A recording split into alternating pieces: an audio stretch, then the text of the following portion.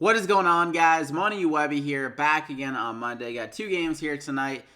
Tipping off at 8 p.m. I got it broken down for you with six of my favorite plays on the slate. Some studs, some good value guys, and some guys that have better matchups that can kind of break out of their funk a little bit, hopefully, here tonight. So before we get going, if you could drop a like in the video, that'd be greatly appreciated. It really goes a long way. Let's try to get over 100 likes on this video if we can. That'd be great. So let's hop right into the first guy up. I'm going to go with Jokic. Played really well for me last game. 67 DraftKings points when I recommended them in that do-or-die game against San Antonio. Played 45 minutes, got a triple-double. And going against Portland here, this is a much easier matchup, I would say, for him going against Enes Kanter, who does have a banged-up shoulder. He's not really a great defensive center. The Thunder really didn't attack him that much because they have a guy like Steven Adams who's not really used unless it's like Westbrook kind of kicking it to him in the paint. But Jokic, he'll have the ball in his hands a little bit more, stretch Kanter out, which will be kind of a awkward situation for him. I think kind of expose him more defensively in this game. So Jokic, like him a lot. His shot totals have been up a ton in the playoffs. A lot of usage, really big upside as we know. Could go for like a 30, 10, and like 10 again here tonight, definitely. And it's going to be a pretty close, competitive, high-scoring game, I think, here as well. So I'm going to go ahead and lock him in there as my first guy. I'm going to go with Kawhi. First game that's absolutely dominated this Philly team. I don't think they're going to have any answer for him again here tonight. Played extremely well, 16 to 23, a 45 and 11. Not sure he's going to have that same upside. Obviously, he does have it in him. But I think he'll probably cool down a little bit from the field, but still the rebounding total will probably be there with him playing more minutes. I think he'll be able to score around 30-plus points again here, and he always has that block and steal ability against Philadelphia. So at 9,000 here, still like the price, still think he can go over 50 DraftKings points. So I'm going to go ahead and lock him in there as my second guy. This is where it gets a little bit tricky.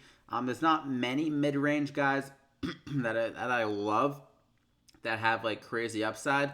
I was kind of battling between Siakam or Tobias Harris. Obviously, having Kawhi and Siakam could kind of limit your total upside, but I feel like it's a safer play with Siakam. So I'm going to go with him at 7,300. Had 39 DraftKings points. He looked unstoppable against Philadelphia last game as well. I think obviously he'll probably cool down a little bit with his efficiency, but even if the game stays closer, then he'll probably get closer to like 38, maybe 40 minutes. If that's the case, get some more rebounds, maybe some more defensive stats. He had no block or steal last game.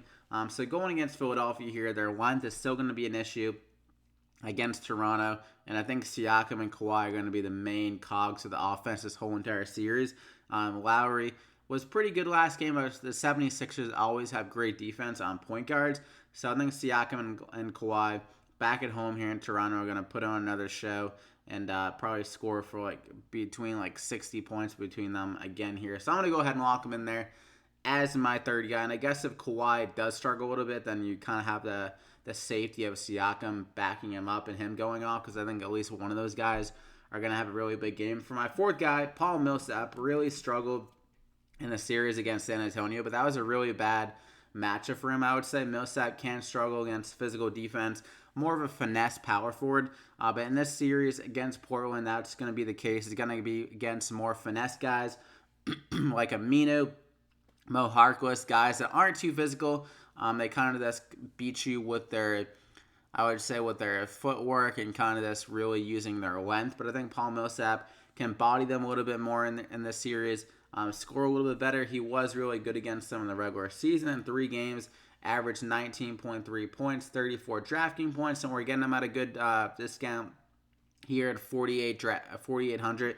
Typically, a guy that was in around the mid $5,000, $6,000 range. So if he can just break out of his slump, I think San Antonio just really locked him up and made him struggle. But I think this is a good game here for him to break out of it, going against a Portland team, which he was good against in the regular season. And I like the matchup for him as well. So I'm going to go ahead and lock him in there as my fourth guy. I'm going to go with J.J. Redick. Had a slow start to last game. But in the second half, he really started to break free. I think he had like 4, maybe even 5 threes in the second half, started to heat up. So hopefully he'll carry that over into this game. And like I said, they're going to limit guys like Ben Simmons and Bede And that's the case. They're going to have to kick it out to Redick for some more three-point shots again. I mean, he put up 12 threes. Really good upside if that's the case again here in this game. And he shot pretty well from three as well. So, like the spot here for him again at 4,700. Not crazy upside, but I think he can give us between 25 to 30 DraftKings points in this spot. So, I'm going to go ahead and lock him in there as my fifth guy. I'm going to go with Will Barton, another guy that's very up and down as a player, similar to Paul Millsap. But this is another matchup, like I said, that's very good for a guy like Will Barton, more of a finesse guy that uses his speed and can get it going a little bit more here in this series. I mean, he has been losing minutes, definitely makes him risky, but in this matchup, I feel like Will Barton makes more sense to get it going. He did struggle against him in the regular season, only played 19.5 minutes per game, but we saw guys like Russell Westbrook really struggle against Portland. We saw the shooting guard, Ferguson. I mean, he's not a great player, but he didn't do much. It was kind of the Paul George show for the last two games. During the regular season, I've always liked to target small forwards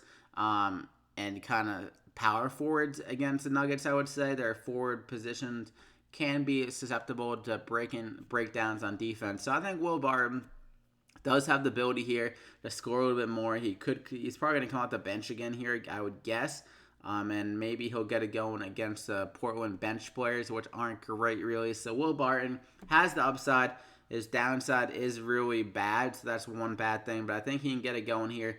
If he starts scoring, then he'll get closer to like 28 minutes, which he saw in Game 5 of last series. So I'm going to go ahead and lock him in there, though.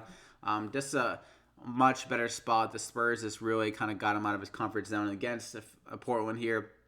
Team on the road, they're not as good defensively, I would say, as the Spurs are in the playoffs. They really clamped down on teams. So hope you enjoyed the plays, though. Yeah, JJ Redick, Kawhi Leonard, Siakam, Nikola Jokic, Will Barton, and Paul Millsap. And go ahead and drop a like if you did.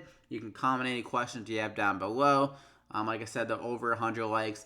And make sure that you're subscribed to the channel so you don't miss out on any more NBA playoff DraftKings picks. But good luck here tonight, and we'll see you back here again next time.